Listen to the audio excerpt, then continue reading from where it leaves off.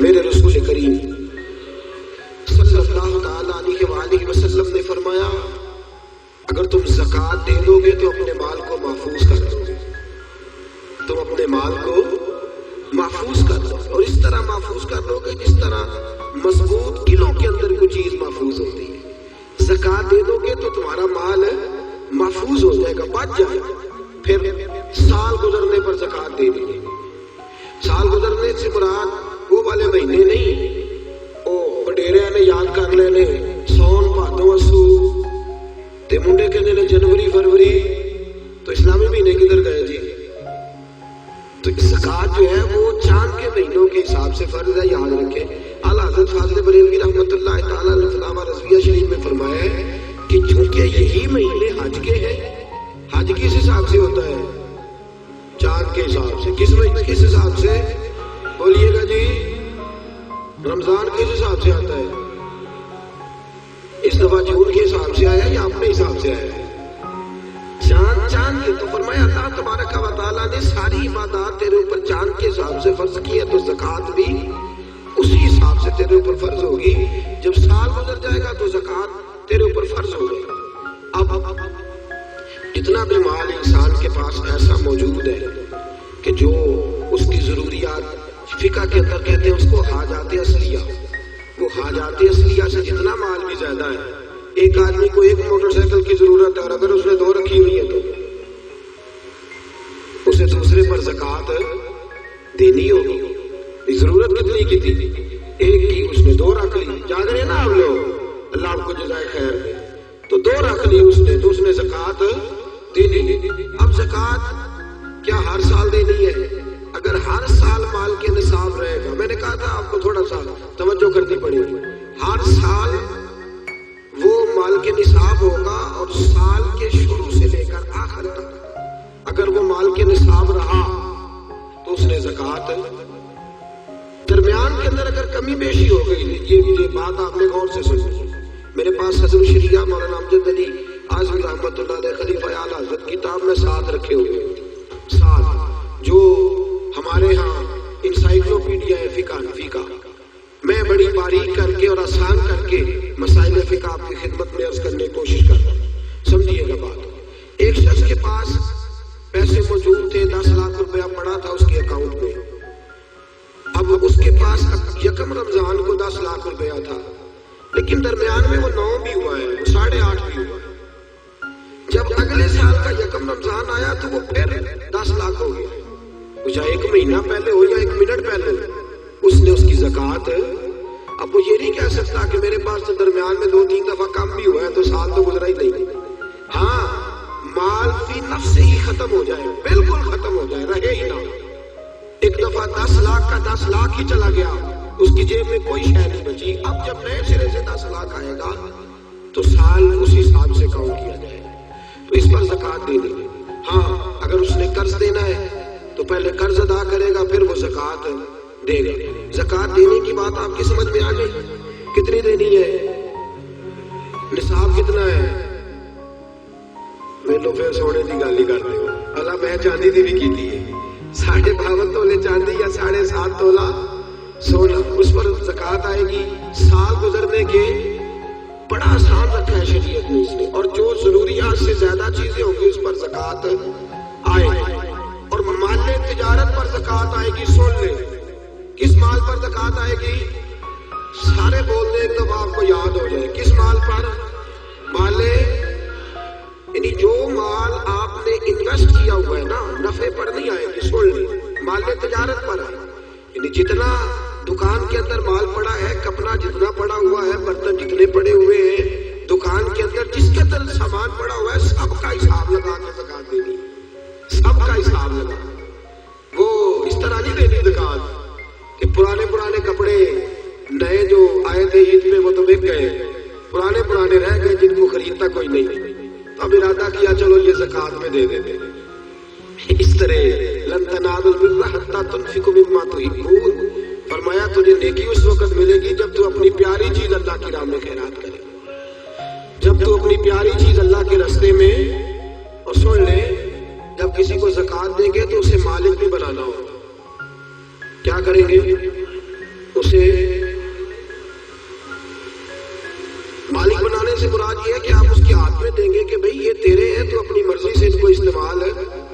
یہ نہیں کہہ سکتے کہ میں نے روٹی پکائی ہے چل کھا اور نکل جا، زکات ہو گئی۔ اس طرح زکات ادا۔ ایک صاحب بعض اوقات لوگ جو ہوتے ہیں وہ آتے ہیں، ایک دوست میرے پاس بھی آئے، کہنے لگے مدرسے میں زکات دینی ہے، مجھے کوئی کام بتائے مدرسے کا، وہ کام میں کر دوں۔ میں نے کہا آپ کہیں اور چلے جائیں۔ بھائی زکات سے مراد یہ ہے کہ آپ اس کو مالک بنائیں، جہاں ضرورت ہوگی وہاں وہ اس چیز کو خرچ۔ تو میں نے کہا ویسے بھی اگر اعتماد اتنا تھوڑا ہو تو وہاں تو زکات ہوتی نہیں کہ مجھے بتا دے کہ میں کچھ کر دوں۔ تو میں نے کہا تھوڑا تھوڑا دوسروں کو بھی دیانتدار سمجھے، سب نے دنیا سے جانا ہے، اللہ کی بارگاہ میں حاضر ہونا ہے، آپ کہیں اور چلے جائیں۔ ویسے بھی ہم نے تھوڑا رویہ اور طرح کا رکھا ہوگا ان معاملات کے اندر، ہم ذرا ویسے ہی محتاط چلتے ہیں۔ تو عرض کرنے کا مقصد یہ ہے کہ آپ سامنے والے کو مالک بنائیں، اسے آپ مجبور نہیں کر سکتے۔ ایک مثال سنیے، اگرچہ کپڑے دینے سے زکات ادا ہو جاتی ہے، لیکن ایک آدمی کے پاس کپڑے تو ہیں، دوائی کے پیسے نہیں، آپ اسے زکات دیتے ہیں، کہتے کپڑے خرید لیں، اسے کپڑوں کی ضرورت ہے کہ دوائی کی؟ وہ بغیر دوائی کے اٹھ ہی نہیں سکتا چارپائی سے، آپ نے اسے پابند کر دیا ہے کہ تو نے کپڑے لینے ہیں، تو وہ کیا کرے گا؟ تو آپ اسے مالک بنائیں۔ اور پھر شریعت کہتی ہے کہ مستحب یہ ہے کہ ایک کو زکات زیادہ دو تاکہ اس کا کچھ بچ جائے، بلکہ حضرت عمر بن عبدالعزیز تو فرمایا کرتے تھے کہ اس کو زکات لگتی ہو تو اتنی دے دو کہ اگلے سال وہ خود زکات دینے کے قابل ہو جائے۔ یہ جو بانٹنے کا طریقہ ہے نا 100 کر کے، وہ فقیر ساری زندگی، اور میں اکثر کہتا ہوں مانگنے والا بھی ساری زندگی اسی چکر میں رہتا ہے، اسی چکر میں۔ حاجی صاحب نے اس دفعہ آٹے کا توڑا دیا تو جاتے تو وہ کہتے ہیں اگلے سال بھی ساڈا خیال رکھے، او خدا کے بندے اگلے سال بھی تیرا یہی پروگرام ہے مانگنے کا ہی، تو یہ دعا کیوں نہیں کرتا کہ یا اللہ اگلے سال مجھے دینے کی توفیق عطا فرما، مجھے ہمت دے اگلے سال میں دینے لگ جاؤں۔ تو زکات آپ سامنے والے کو مالک بنائیں اور ضروریات سے زیادہ حساب لگائیں ہر شے۔ سن لے، جو بچی کے لیے آپ نے جہیز بنا کے رکھا ہوا ہے اس پر بھی زکات آئے، آپ نے اس پر بھی زکات دینی ہے۔ آپ نے اپنے مکان کے لیے پیسے رکھے ہوئے کہ میں نے مکان خریدنا ہے، خرید لیں گے تو زکات نہیں آئے، اور جب تک خریدتے نہیں اس وقت تک زکات آئے۔ اللہ تبارک و تعالیٰ نے جو قاعدہ ہمارے لیے بیان فرمایا، ہمیں اس قاعدے کو ہمیشہ یاد اور باریک حساب کریں، زکات کا باریک حساب کریں، ایک آنا بھی پیچھے نہیں بچنا چاہیے، زیادہ سے زیادہ دیں، زیادہ سے زیادہ دیں۔ ہم لیتے وقت حساب باریک کرتے ہیں اور دیتے وقت کون سا کرتے ہیں بھلا؟ موٹا جی وہ کیا ہوتا ہے جی؟ وہ موٹا تو چاہیے تھا نا، ذرا موٹا ہوتا، لیکن وہ ہم کام نہیں کرتے۔ باریک حساب کریں، فرض جو ہوتا ہے نا، فرض دیکھیں ایک شخص کہتا ہے میں موٹا کر کے عشاء کی نماز پڑھ رہا ہوں، کتنی رکھتے پڑھی ہے، کہ مجھے یاد ہی نہیں، تو نماز ہو گئی اس کی؟ اسے پتا ہونا چاہیے میری انویسٹمنٹ کتنی ہے، میرے ضروریات کتنی ہے، اور میں نے کتنے پیسے میں بچاتا ہوں، مجھے ان پر زکات دینی ہے۔ زکات دینی کس کو ہے یہ سن لیں۔ یہ قرآن مجید نے 10 لوگ بیان کیے ہیں، لیکن ان میں سے کچھ ایسے ہیں جن کو اب زکات نہیں دی جا سکتی، زکات دی نہیں جا سکتی۔ مثلا ایک قرآن مجید نے مؤلفۃ القلوب بیان کی ہے، جو لوگ نئے کلمہ پڑھتے ہیں ان کی تالیف قلب کے لیے ان کو ان کے گھر والے خاندان والے نکال دیتے ہیں، ان کو بھی زکات دی جا سکتی تھی تاکہ وہ اپنے پیروں پر کھڑے ہوں۔ ایک زکات دی جاتی تھی رقاب کو، قرآن کہتا ہے، یعنی غلام آزاد کرانے کے لیے، وہ بھی معاملہ اب ختم ہو گیا۔ اب زکات کس کو دیں گے؟ ایک زکات لگے گی مسکین کو، فقیر کو اور مسکین کو۔ فقیر اس کو کہتے ہیں جس کے پاس ضروریات کی چیزیں موجود نہ ہو۔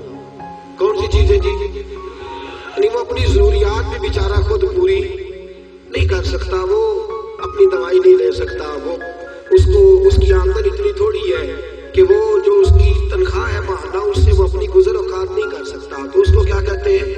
فقیر، اس کو زکات لگتی ہے۔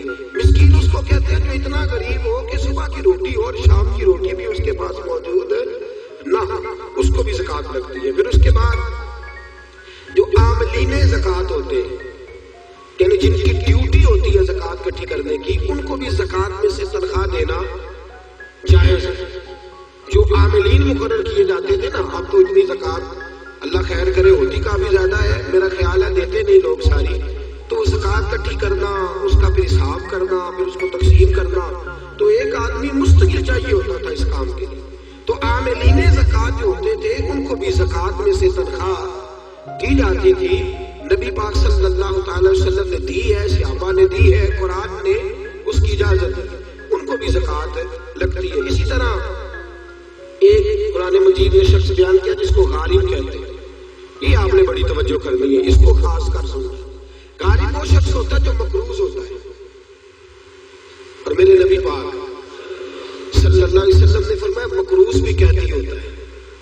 تو اس مقروض کا قرضہ ادا کرنے کے لیے بھی زکات دینا جائز ہے. اس شخص کو بھی زکات لگ جاتی ہے, وہ بھی مستحق کی زکات ہے کہ اس طرح قرض میں پھنس گیا ہے کہ دو قسم کے مقروض ہوتے ہیں. ایک وہ ہوتے ہیں جتنا مارکیٹ میں دینا ہوتا ہے اس سے زیادہ لینا بھی ہوتا ہے, اس کو آپ غارب نہیں کہتے, اس کا تو کاروبار ہے, وہ چل رہا ہے, دے رہا ہے, لے رہا ہے. لیکن کچھ ایسے غارب ہوتے ہیں جو پھنس گئے ہیں, الجھ گئے, ان کا کاروبار ڈوب گیا ہے, سرے سے بیچارے الجھ گئے. ان کو آپ زکات دیں, ان کو نئے سرے سے میدان کے اندر کھڑا کریں.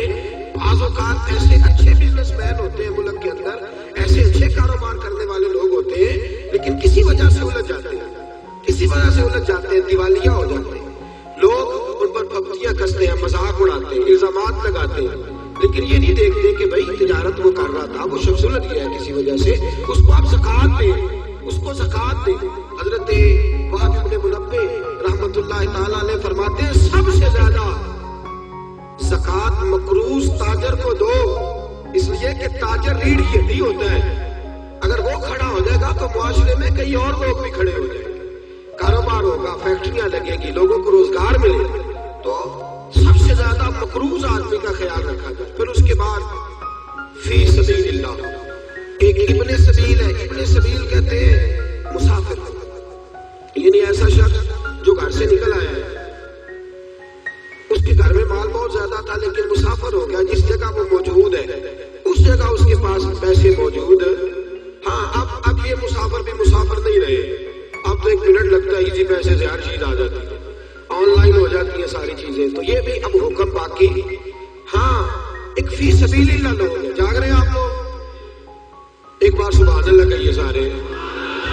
ایک فی سبیل اللہ لوگ, یہ کون؟ یہ مجاہدین اسلام. وہ آدمی کھاتا پیتا ہے, ہٹا کٹا تگڑا ہے, لیکن جہاد کے لیے جا رہا ہے, اور اس کے پاس نہ گھوڑا خریدنے کے پیسے, نہ زرہ لینے کے, نہ تلوار لینے کے, اس کے پاس سرمایہ. اب آپ اس کو زکات دیں گے اور یہ نہیں کہیں گے تو ہٹا کٹا ہے, تجھے کیسے لاتے ہیں؟ شریعت کہتی ہے کہ اس کو زکات لگے گی, اس کو زکات دیں گے. اسی طرح جو آدمی دین کے لیے وقف ہو جاتے ہیں, طلباء جو دین کے لیے وقف ہو جاتے ہیں, توجہ ہے آپ حضرات کی. قرآن مجید نے کہا کہ ایک جماعت ایسی ہونی چاہیے جو وقف ہو جائے, ڈیوٹی کرے, سن لے کان کھول کے, پھر کہے سبحان اللہ. سارے بولیے, یہ جگانے کے لیے کہہ رہا ہوں, دال لینے کے لیے نہیں کہہ رہا. اس میں فرق ہے دونوں چیزوں میں, یاد رکھنا. اثر کرے نہ کرے سن تو لے میری فریاد, نہیں ہے دال کا تعلیم یہ بندہ ہے آزاد. ایک فی سبیل اللہ وہ لوگ, وہ طلباء جو دین کے لیے وقف ہو جاتے ہیں. دین کا کام ہمہ پہلو ہے, یاد رکھنے, یہ مکمل ڈیوٹی مانگتا ہے. بلکہ اگر کوئی ہماری طرح نہیں, کوئی صحیح دین کی ڈیوٹی کرنے والا شخص ہو تو کم از کم ایک دن کے اندر 18 گھنٹے چاہیے دین کا کام کرنے کے لیے. یہ تھوڑا سے تھوڑا وقت ہے. ہمہ پہلے ڈیوٹی دین مانگتے ہیں, ہمہ پہلے. اگر کسی نے 1 گھنٹہ بات کرنی ہے تو شاید اسے 8 گھنٹے اس پر ریسرچ کرنی پڑے. ہمہ پہلو, ہمہ پہلو. اور پھر کوئی کس قسم کا سوال کرتا ہے, کیا کرتا ہے, اس نے فوری طور پر. اور یہ کیمسٹری, فزکس, بیالوجی پڑھانا آسان ہے, صرف نحو پڑھانا بڑا مشکل کام ہے. یہ بڑا مشکل ہے. اصول فقہ کے مسائل اتنے خشک ہوتے ہیں, آپ کو جو علماء جلالی نظر آتے ہیں نا, اصل بات یہ ہوتی ہے کہ وہ فقہ کے مسائل اتنے کڑوے ہوتے ہیں کہ مزاج سخت ہو جاتا ہے. یہ بڑا کٹھن مرحلہ ہے. ہمارے ہاں بڑی پریشانی ہے, درس نظامی کے 5 بچے ہوں نا, اور وہ مکمل عالم بن جائے تو 5 ضلع سنبھال لیتے ہیں. ایک عالم دین کتنا علاقہ سنبھالتا ہے, ایک پورے ضلع کی ذمہ داریاں ایک عالم پوری کرتا ہے. لوگوں کے فقہی, جزوی, روحانی مسائل کا جو جامع شریعت اور طریقت لوگ ہوتے ہیں وہ تو ڈبل ڈیوٹی کرتے ہیں عام آدمی سے. وہ ورد فرد وظیفے کی ڈیوٹی بھی کرتے ہیں, روحانی تربیت کی بھی اور دوسری بھی. ہمارے ہاں اس وقت جو سب سے بڑا المیہ ہے وہ یہ ہے, لوگ کہتے ہیں مولویوں نو کادی زکات دئیے اجی دے ماڑے نو دیاں گے. وہ خدا کے بندے, مدارس سے دینیا کے اندر جو بچے آتے ہیں وہ آتے ہی غریب گھروں کے. ہمارے پاس یتیم بچے ہوتے ہیں, اکثر ایسے بچے ہوتے ہیں جو اسکول کی فیس نہیں ادا کر پاتے, وہ یہاں آ جاتے ہیں. اور اتنی قسم پرسی کا عالم ہے, اتنی قسم پرسی کا عالم ہے. میں کسی اور کی بات نہیں کرتا, اپنی بات کرتا ہوں. ہمیں بعض اوقات چوتھے پانچویں سال میں بچے بھیجنے پڑتے ہیں, سرمایہ ہی نہیں ہے. ایک بڑے معتبر عالم کو بٹھا کے اس سے تربیت دلانے کا اتنا سرمایہ ہی نہیں ہے. لاکھوں روپیہ ماہانہ خرچ ہوتا ہے, بچوں کی فیسیں ہیں, کتابیں, لیکن لوگ اس جانب توجہ. ویسے بھی اللہ خیر کرے, سنیوں نے خرچی بڑی جگہ پہ کرنے ہیں, عرس میں بھی دینے ہیں, نعت خاں کو بھی دینے ہیں, قوال کو بھی دینے ہیں, اور بھی بڑی جگہ ہے. مفتی احمد یار خان صاحب فرماتے ہیں خرچ نجدی بر علوم و درس کا اور خرچ سنی بر قبور و خان کا. کہتے ہیں بعد مذہب ساری زندگی علم اور درس گاہ پہ خرچ کرتا ہے, اور سنی اللہ خیر کرے تو مزار ہی پکے کراتا رہتا ہے, وہ گنبد ہی نیا بنتا ہے. اور ابھی بابا جی نے دفن ہونا ہوتا ہے, اس سے پہلے ہی انہوں نے سنگ مرمر لگوا لیا ہوتا ہے. وہ خدا کے بندے, ہو سکتا ہے تو مدینہ ہی مر جائے, وہاں گیا عمرے میں وہیں رہ جائے. یہ کس قسم کا مزاج ہم نے اپنایا؟ ہماری درس گاہیں ویران ہے, علماء کی کتابیں لکھی بھی پڑی ہیں, چھاپنے کو سرمایہ نہیں. حالات دگرگوں ہیں. دین کا کام کرنے والے کچھ لوگ تو ایسے ہیں میری طرح جو دو چار جملے بول دیتے ہیں, عوام میں آ جاتے ہیں. کچھ ایسے لوگ ہیں جو خالص علمی لوگ ہیں, بیٹھ کے پڑھا رہے ہیں, ساری زندگی گزر جاتی ہے. ہم نے اپنے استاد گرامی حضرت مفتی عبداللطیف صاحب قادری رحمۃ اللہ علیہ کو دیکھا ہے. مفتی صاحب پوری ڈویژن کے استاد تھے, ڈویژن کے استاد. حضرت الحاج حافظ حمید اختر صاحب رحمۃ اللہ تعالی علیہ سے لے کر حضرت شبیر شاہ صاحب آبادی تک